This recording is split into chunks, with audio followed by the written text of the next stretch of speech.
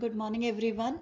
Today we are going to discuss about the transport of bulk material, like the substances which are bigger in size, how they are going to be get transported across the membrane. So there are two processes which are going to favor this. One is endocytosis and one is exocytosis. As you can just understand by the term only, endocytosis which is inside the cell and exocytosis which is outside the cell.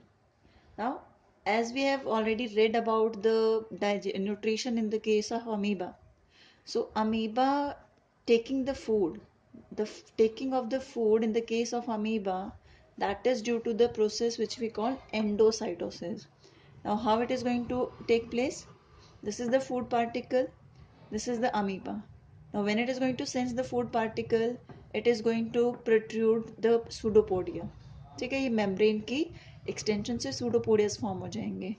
Now, this particular food particle which was sensed by it was trapped into this membrane invagination, जो अंदर की side membrane fold हो रखी है, that is going to trap it, and it is going to form this kind of structure which we are going to call a phagosome. This phagosome is, we can say, a food vesicle, food vacuole, where the rest of the digestion is going to take place. So in this way the food is going to get engulfed. Second one is endocytosis.